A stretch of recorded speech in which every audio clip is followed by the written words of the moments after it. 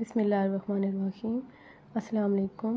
Real 2 का ये हमारे पास पहला लेक्चर है जिसमें हम रीमन स्टेलेजेस इंटेग्रेबल जो है उसकी हम प्रॉपर्टीज़ कर रहे थे। तो नेक्स्ट हमारे पास प्रॉपर्टी है कि अगर f कोई फंक्शन है जो कि रीमन स्टेलेजेस इंटेग्रेबल है on A B B close interval पे, तो मॉड ऑफ एफ स्क्वायर भी जो है वो रीमन स्टेलेजेस इंटेग्रेबल होगा। इसके लिए हमने पीछे कुछ थ्योरम पढ़े थे, कुछ प्रॉपर्टीज़ पढ़ी थी, उन्हीं को यूज़ करेंगे। हमें गिवन क्या है कि f जो है वो रीमन स्टेलेजेस इंटेग्रेबल है। f किसको बिलोंग कर रहा है? r ऑफ अल्फ़ा को ऑन ए बी पे। हम पहले प्रॉपर्टी पढ़ चुके हैं कि अगर f r ऑफ अल्फ़ा को बिलोंग करता है तो मॉड ऑफ f भी r ऑफ अल्फ़ा को बिलोंग करेगा। As we know that if f belongs to r of alpha on AB, then mod of f belongs to r of alpha on AB। अगर f r of alpha को belong करता है तो उस function का mod भी क्या किसको बिलोंग करेगा? r ऑफ अल्फ़ा को, उसी इंटरवल पे। आल्सो वी नो डैट, इसके अलावा हमने एक और प्रॉपर्टी पढ़ी हुई है,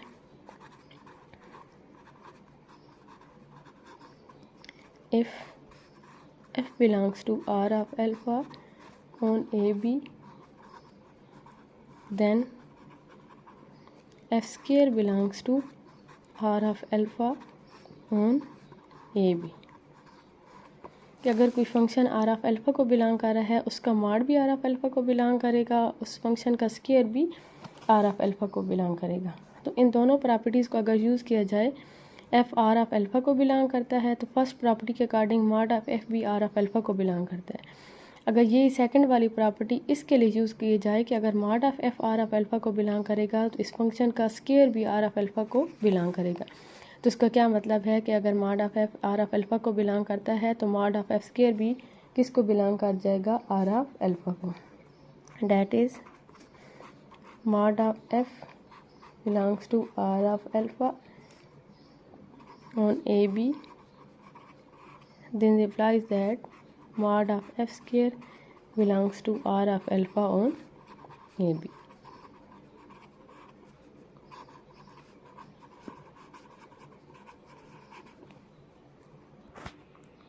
नेक्स्ट हमारे पास प्रॉपर्टी है रीमन स्टेलेजेस इंटेग्रेबल की ही प्रॉपर्टी है कि अगर f और g जो है वो r ऑफ अल्फ़ा का मतलब क्या है? रीमन स्टेलेजेस इंटेग्रेबल। अगर f और g जो है वो रीमन स्टेलेजेस इंटेग्रेबल हैं क्लोज इंटरवल ए बी पे, f और g जो है वो बाउंडेड फंक्शन है इसी इंटरवल पे। g ऑफ x के लिए g of x function bounded के साथ साथ एक ये कंडीशन होल्ड करती है कि g of x mod is greater than or equal to k prime. तो हमने शो करवाना है, मतलब x के लिए इस इंटरवल में जो पॉइंट पुट करेंगे उन सब के लिए ये कंडीशन होल्ड करेगी। तो हमने ये शो करवाना है कि एक तो f ओवर g जो है वो बाउंडेड होगा और दूसरा इंटेग्रेबल होगा। इंटेग्रेबल होने का मतलब क्या है कि f ओवर g भी r ऑफ अल्फ़ा को बिलोंग करेगा। तो सबसे पहले गिवन कंडीशंस को यूज़ करते हैं।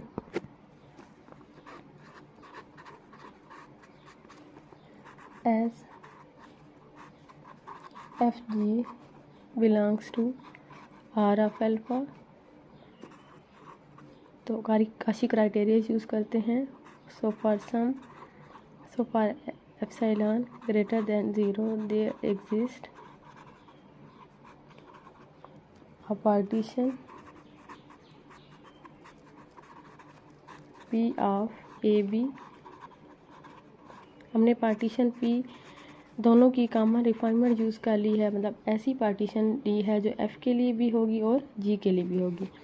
Such that you P F alpha minus L P F alpha is less then epsilon. इसको कंडीशन 1 का नाम दे दें। एंड अगर f जो है वो रीमन स्टेलेजेस इंटेग्रेबल है तो इसकी अपर सम का डिफरेंस लोअर सम से एप्सिलॉन से लेस होगा।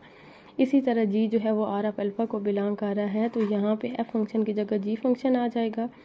U P G alpha minus L P G alpha is less then epsilon. Also f and g are bounded,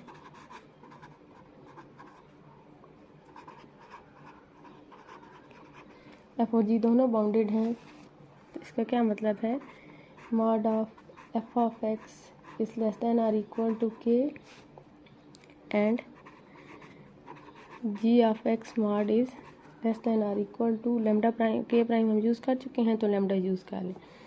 F और जी दोनों बाउंडेड हैं तो ये बाउंडेड की कंडीशन यूज़ कर लिया कि हमारे पास कोई भी कांस्टेंट होंगे, कोई भी रियल नंबर्स होंगे के और लेमडा, कि F of X mod less than or equal to K होगा और G of X mod less than or equal to lambda होगा। एक और कंडीशन हमें गिवन थी, G of X mod is less greater than or equal to K prime, तो यहाँ से क्या कंडीशन बनती है, K prime is less than or equal to G of X mod. ऐसे भी लिख सकते हैं, less than or equal to K prime. इसको कंडीशन 3 और इसको 4 का नाम दे दें। अब हम ये चेक करते हैं कि एफ ओवर जी जो है वो बाउंडेड है या नहीं। तो F of X, G of X, इसका मॉड चेक कर लें। डिवाइड हो रहे हैं तो हम मॉड अलग कर सकते हैं, F of X mod G of X mod. F of X mod is less than or equal to K, G of X mod is less than or equal to lambda. K over lambda दोबारा कोई constant ही आएगा, कोई real number ही आएगा, उसे हम नाम दे देते हैं फॉर एग्जांपल एल का। इसका क्या मतलब है कि F of X divided by G of X is less than or equal to L, that is F over G is bounded. तो हमने देखा कि अगर एफ और जी जो है वो बाउंडेड फंक्शन है तो एफ ओवर जी भी क्या होगा, बाउंडेड फंक्शन होगा। और एक कंडीशन यहाँ पे ये ज़रूरी है कि जी ऑफ एक्स फंक्शन ज़ीरो नहीं होना चाहिए। अगर जी ऑफ एक्स फंक्शन ज़ीरो नहीं है तो एफ ओवर जी, जो एफ ओवर जी वाला फंक्शन है डिवाइड वाला, वो भी बाउंडेड होगा। अब हमने शो करवाना है कि एफ ओवर जी जो है वो इंटेग्रेबल है। Now we will show that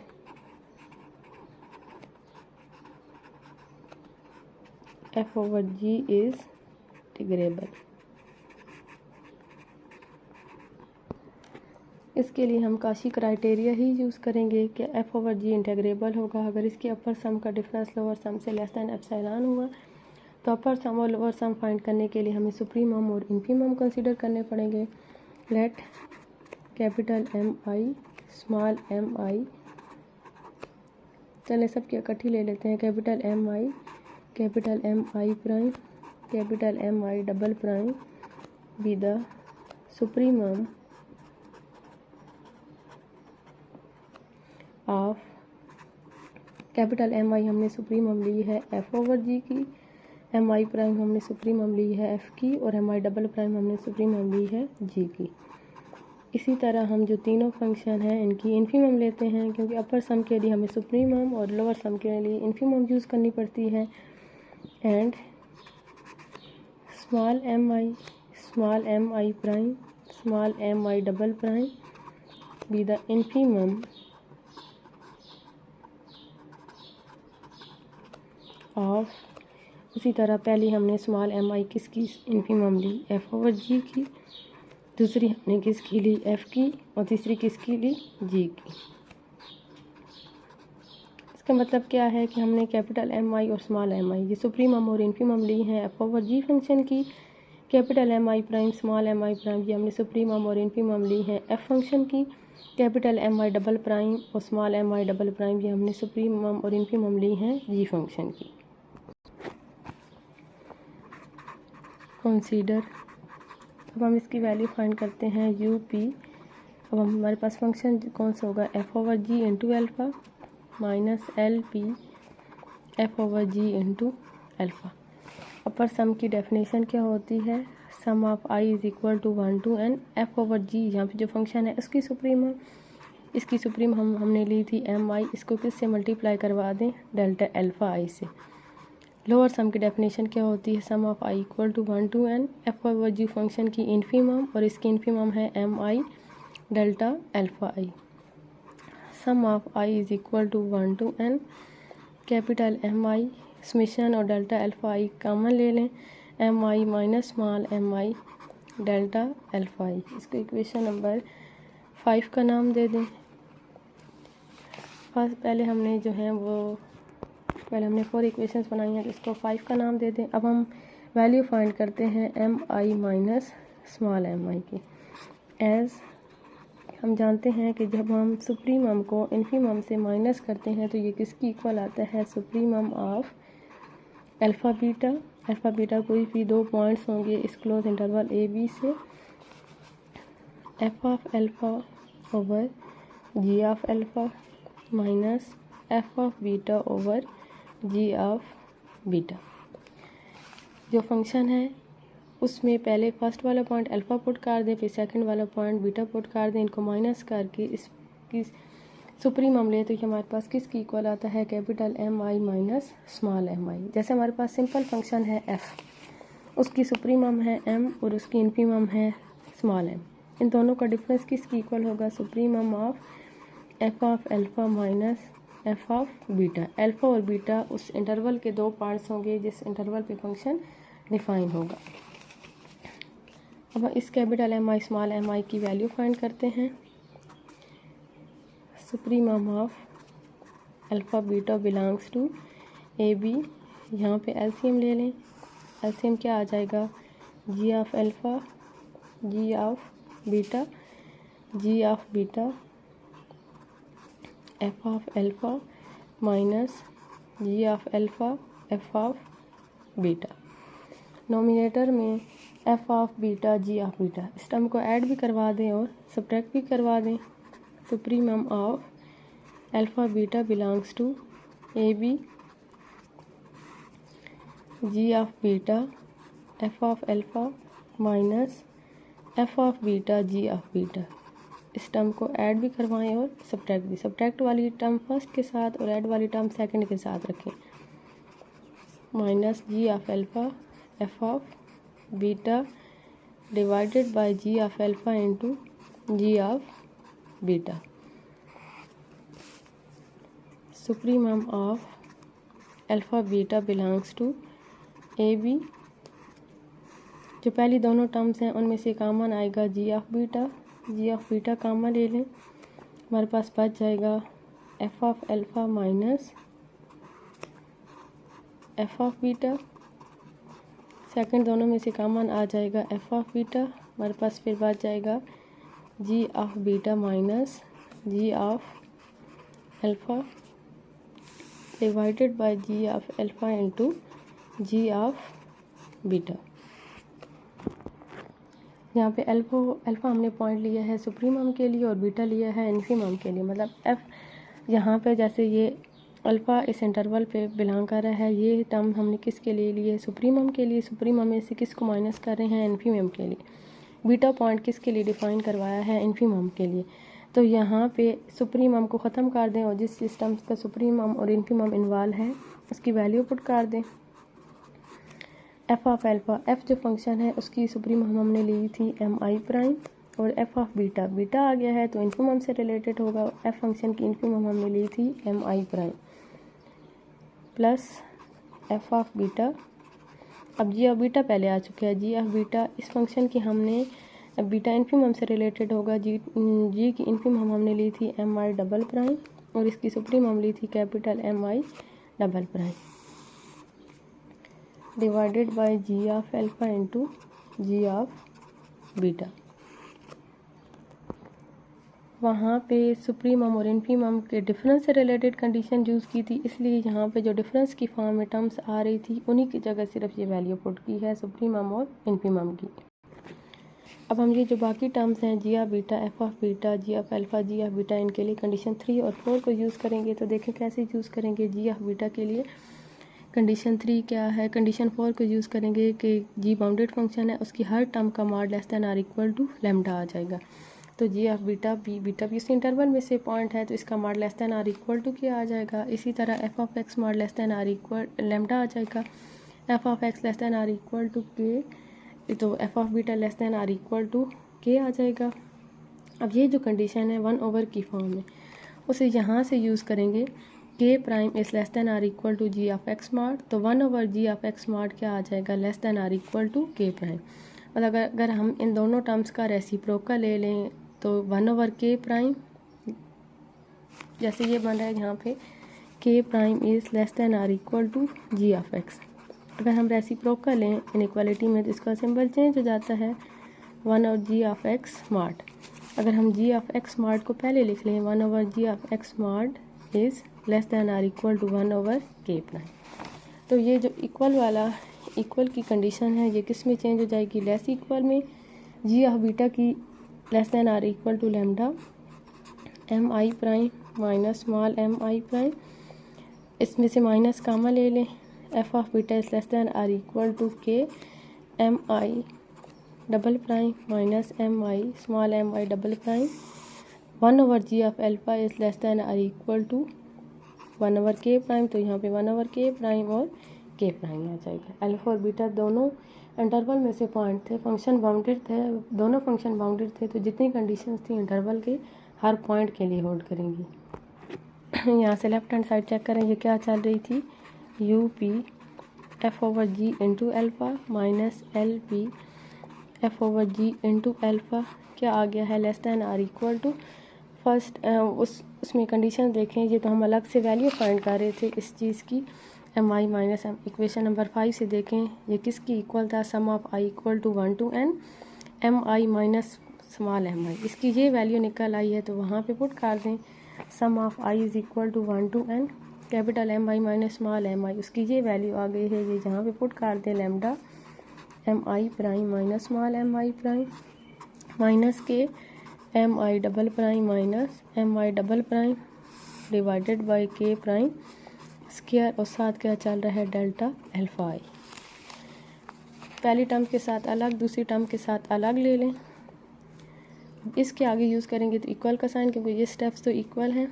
summation का फ़र्क लैम्डा और के प्राइम पे फ़र्क नहीं पड़ रहा, तो lambda over K prime square sum of I equal to 1 to n M I prime minus small M I prime delta alpha I minus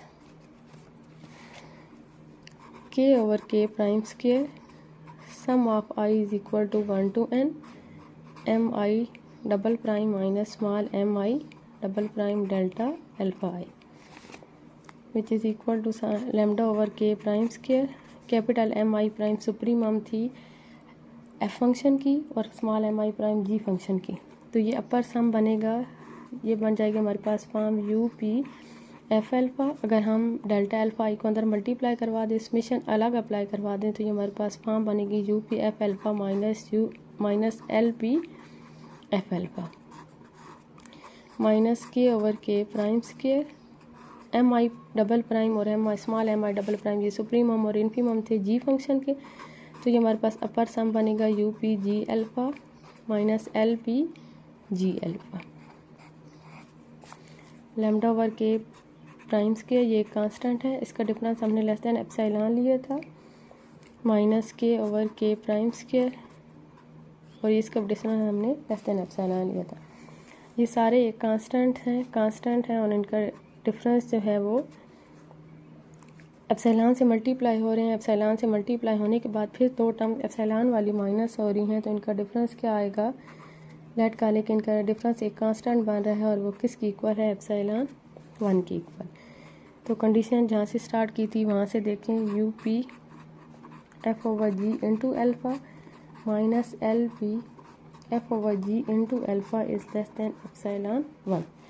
इन जो एफ ओवर जी फंक्शन है उसके अपर सम और लोअर सम का डिफरेंस लेस दैन एप्सिलॉन है, तो अब by Cauchy criteria F over G function क्या बन जाएगा, Riemann Stieltjes integrable, that is F over G is integrable on A B.